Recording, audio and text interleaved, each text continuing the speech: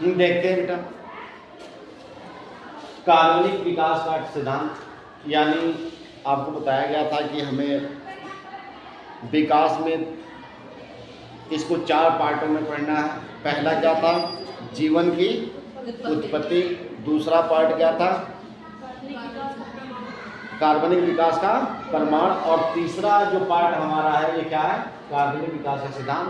और लास्ट हम इसके बाद जो चौथा होगा मानव विकास के बारे में पढ़ेंगे। तो पहले इसको खत्म करते हैं, कार्बनिक विकास का सिद्धांत। कार्बनिक विकास के सिद्धांत में विकास का सिद्धांत हमें पढ़ना है। जो थर्ड पार्ट क्या पढ़ना है? कार्बनिक विकास का सिद्धांत। देखो, कार्बनिक विकास सिद्धांत में खास तौर पर 2 चीजों को हमें क्या करना है? पढ़ना है। पहला पढ़ना है इसमें लैमार्कवाद, और क्या पढ़ना है? डार्विनवाद।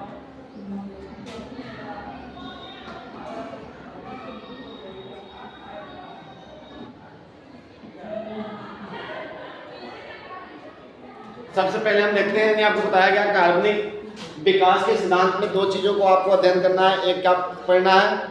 लैमार्कवाद, और दूसरा डार्विनवाद। अब लैमार्कवाद क्या है बेटा? तो आपको बताया जा रहा है कि लैमार्कवाद क्या है। एक फ्रांसीसी वैज्ञानिक थे, यानी फ्रांस के एक प्रसिद्ध वैज्ञानिक थे जिनका नाम क्या था? लैमार्क। क्या नाम था? लैमार्क। और लैमार्क ने जो सिद्धांत दिया, उसी सिद्धांत को हम क्या कहते हैं? लैमार्कवाद कहते हैं। क्या कहते हैं? लैमार्कवाद कहते हैं। लैमार्क जो थे बेटा, इन्होंने सबसे पहले जो है बायोलॉजी शब्द दिया था। यानी बायोलॉजी शब्द किसने दिया था? तो लैमार्क ने दिया था। और इनके साथ एक और वैज्ञानिक थे जिनका नाम था रेनस। ये दोनों लोगों ने मिलकर क्या बायोलॉजी शब्द देने का काम किया था। दूसरा जो है ऑक्सेटकी और एनेलिडा शब्द भी किसने दिया था? लैमार्कवाद ने ही दिया था। इनकी एक पुस्तक थी जो 1809 में बताया जा रहा है। इनकी एक पुस्तक थी, यानी आपने सुना कि बायोलॉजी शब्द किसने दिया? बायोलॉजी शब्द भी इन्होंने ही दिया। दूसरा क्या बताया गया कि इन्होंने और क्या दिया? ऑक्सेटकी और एनेलिडा शब्द भी इन्होंने दिया। इसके बाद बताया गया कि इनकी एक 1809 में इनकी एक पुस्तक क्या हुई थी? पब्लिश हुई थी, प्रकाशित हुई थी, जिसका नाम था फिलॉसफी जूलॉजिक। बताया जा रहा है 1809 ईस्वी में इनकी एक बुक क्या हुई थी? प्रकाशित हुई थी, किताब प्रकाशित हुई थी, जिसका नाम क्या था?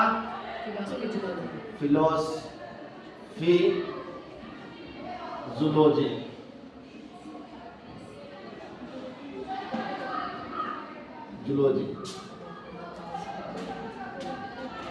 जिसमें इन्होंने विकास के संदर्भ में बताया था। किसके बारे में बताया था? विकास के संदर्भ में बताया था। अब हम सबसे पहले इनका सिद्धांत क्या था, सिद्धांत पर ध्यान देंगे। तो लैमार्कवाद का जो सिद्धांत था बेटा, लैमार्कवाद ने कहा था कि उपार्जित लक्षणों की वंशागत, इन्होंने जो सिद्धांत दिया था उस सिद्धांत को कहा जाता है उपार्जित लक्षणों की वंशागति का सिद्धांत। इन्होंने सिद्धांत कौन सा दिया था? उपार्जित लक्षणों का। ध्यान रखो, उपार्जित लक्षणों का वंशागति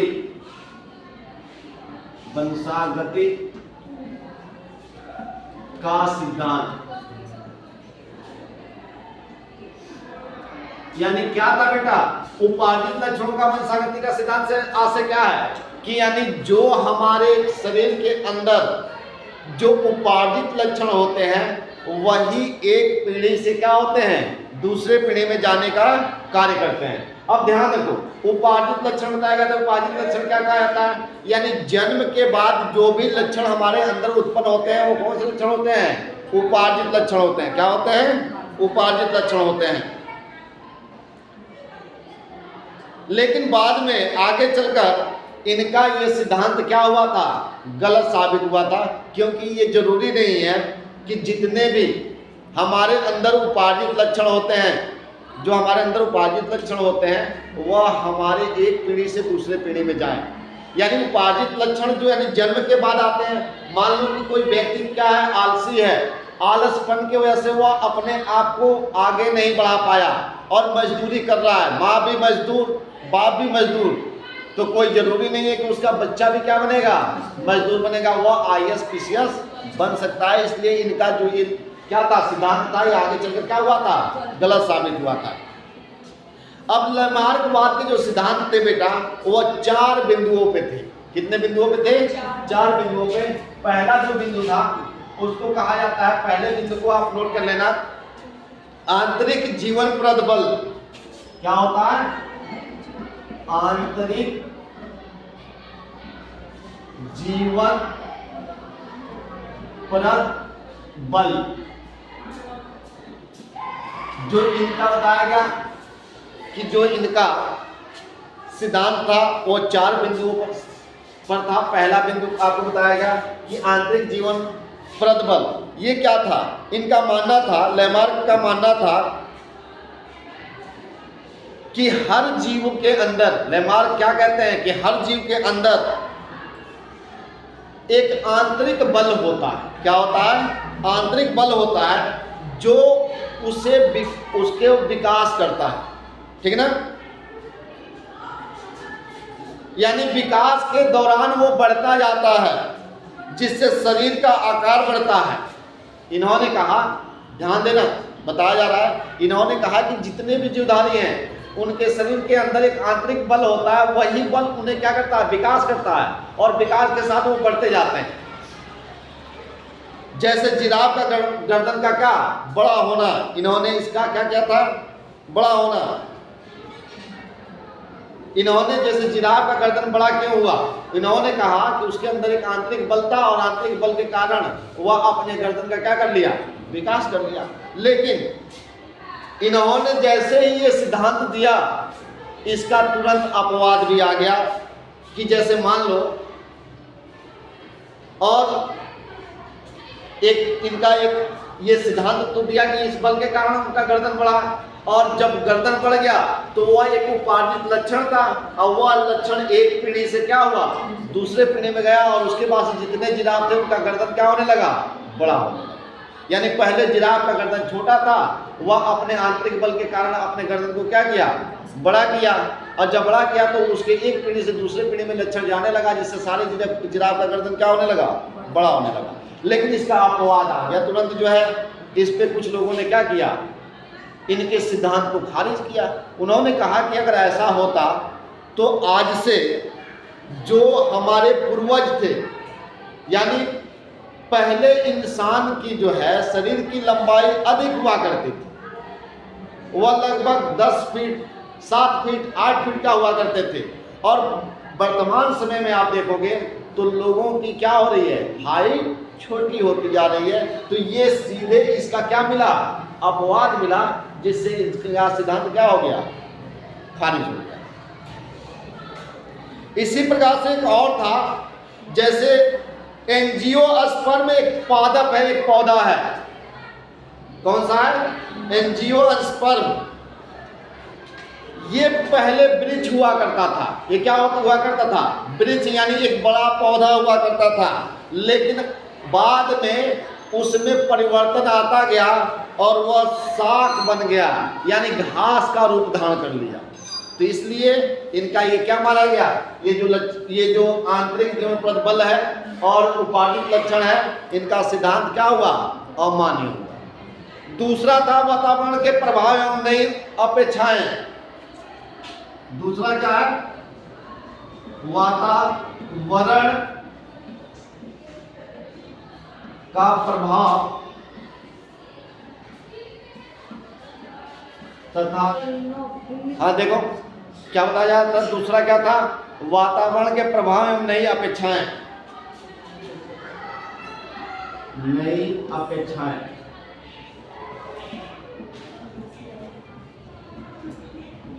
इनका ये दूसरा बिंदु था।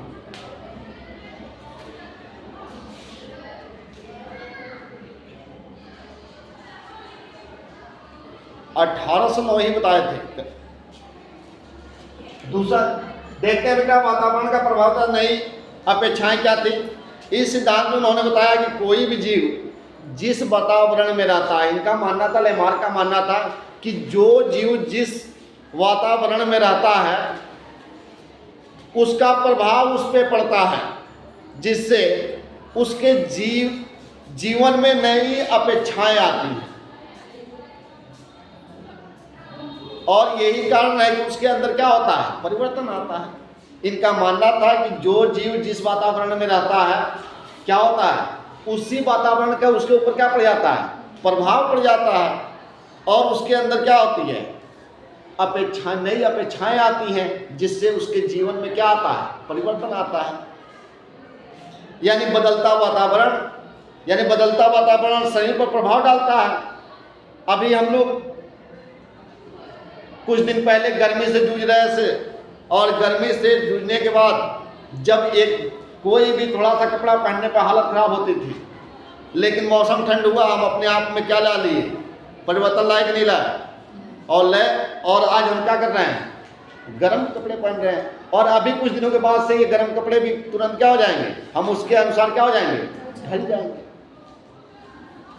जैसे उन्होंने एग्जाम्पल दिया कि आपने एक जलीय पक्षी देखा है, बगुला, जिसे बत्तख का, बगुला या बत्तख दोनों को देखा आप लोगों ने होगा। उनका मानना था कि बत्तख का जो पैर था उसमें पंजे हुआ करते थे। क्या हुआ करते थे, पंजे। और ये पंजे जो हैं, यानी बाद में जलकावत का निर्माण किए, और वह जलकावत उनको जल में क्या करता है, तैरने में सहायता करता है। और ऐसा क्यों हुआ, उनका मानना था कि वातावरण का प्रभाव बत्तख पे पड़ा, और शरीर के भारी होने से वो उड़ नहीं पाया। जैसे उसके जिस वातावरण में गया, उस वातावरण में उसके क्या हुआ, उसके शरीर पर उस वातावरण का प्रभाव पड़ा, उसका वजन क्या हुआ, भारी हो गया, जिससे वो उड़ नहीं सका। इसलिए उसके पैरों में किसकी आवश्यकता पड़ गई, वो जल में रहने के लिए, जल में तैरने के लिए बना। यानी जल, इसी वजह से उस जल में जब रहने लगा तो जलकावत का उसके शरीर में क्या हो गया, निर्माण हो गया। लेकिन क्या ये सही है कि हम जिस माहौल में रहे वैसे हमारे अंदर हो जाएगा? अगर कोई बच्चा जन्म ले और उसके पक्षियों के बीच में रख दिया जाए, तो क्या ऐसा संभव है कि जब बच्चा बड़ा होगा और पक्षियों को उड़ते हुए देखेगा तो उसके अंदर भी पंख आ जाएगा? ऐसा संभव नहीं है। तो ये भी क्या हुआ, इनकी जो थी ये भी पॉइंट क्या हुआ, गलत साबित हुआ। तीसरा था अंगों का उपयोग और अनुप्रयोग। तीसरा इनका क्या था, अंगों का उपयोग और अनुप्रयोग।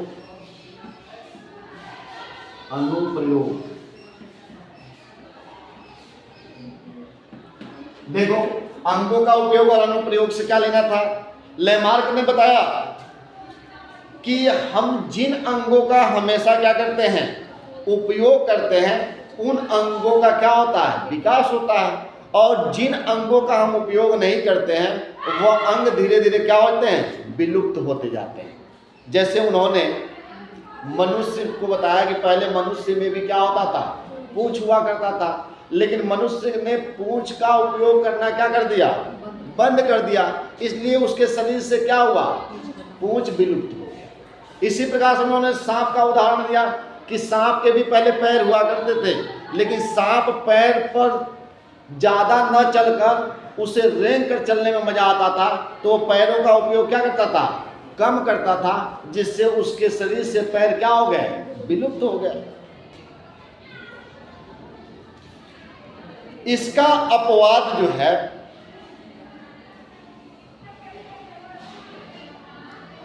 इसके बाद से एक और उन्होंने दिया, जिराफ के गर्दन के बारे में भी कहा कि जैसे पहले जिराफ का हाइट क्या हुआ करता था, बहुत छोटा हुआ करता था। जब पृथ्वी पर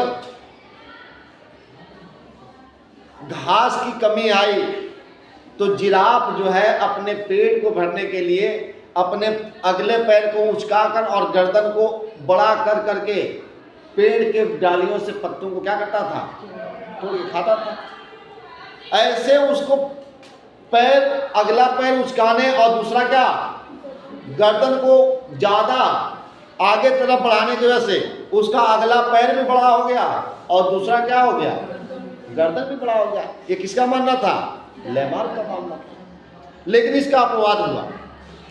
कोई जरूरी नहीं है कि सबके साथ ऐसा ही हो। मान लो अगर जिस अंग का हम ज्यादा उपयोग करते हैं उसका ज्यादा विकास होता है, तो इसका सीधा सा अपवाद एक आपको दिखाई देता है। कोई बच्चा बहुत पढ़ने वाला है और रातों दिन 18-18 घंटा बैठ के किताब पढ़ता, तो बच्चा मान लो वह जब पढ़ रहा है, बार बार पढ़ रहा है, तो भाई उसका आंख का प्रयोग कर रहा है कि नहीं, तो उसके आंख का ज्यादा विकास होना चाहिए ना, उसकी आंख की रोशनी ज्यादा बढ़नी चाहिए। लेकिन हम क्या देखते हैं कि आंख की रोशनी के बढ़ने के बजाय आंख की रोशनी क्या होती है, चली जाती है। कुछ दिन बाद क्या होता है, दादी अम्मा वाला चश्मा लग जाता है। ऐसा होता है कि नहीं होता है?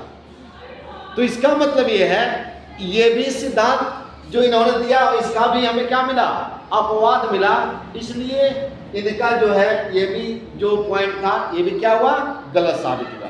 और चौथा इनका था उपार्जित लक्षणों की वंशागति। चौथा था उपार्जित लक्षणों की वंशागति।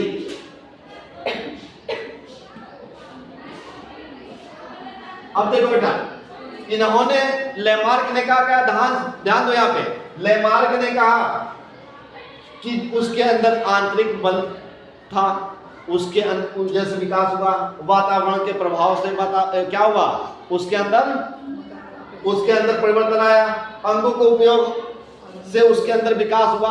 और ये सारी लक्षणें, जब ये सारे लक्षण उसके अंदर उत्पन्न हो गए तो वही लक्षण एक पीढ़ी से क्या हुए, दूसरे पीढ़ी में गए। यानी जो ये अपने अंदर नए लक्षणों को क्या किए, उत्पन्न किए, जन्म किए हैं, जिसे उपार्जित लक्षण कहा जाता है। और वही उपार्जित लक्षण क्या होते हैं, एक पीढ़ी से दूसरे पीढ़ी को जाते हैं। तो आप बताओ, मैंने क्या बताया कि ऐसा नहीं है कि अगर मान लो कि अगर कोई डॉक्टर है, उसने क्या किया, अपने अंदर एक लक्षण उत्पन्न किया, यानी वो शिक्षा की तरफ आगे बढ़ा और डॉक्टर बना, तो कोई जरूरी नहीं है कि उसका बेटा भी क्या बनेगा, डॉक्टर बनेगा। अगर किसी के अंदर पहलवानी उपार्जित लक्षण है, पहलवान बनना क्या है, उपार्जित लक्षण है ना, तो ये बताओ कोई जरूरी है कि पहलवान का लड़का पहलवान ही होगा। इसलिए इनका सिद्धांत क्या हुआ, गलत साबित हुआ। तो इनके सिद्धांत को सुधार करने के लिए फिर दोबारा कौन आता है, नौ लेमार्क वाद का उदय होता है। तो अब हम पढ़ेंगे नौ लेमार्क वाद।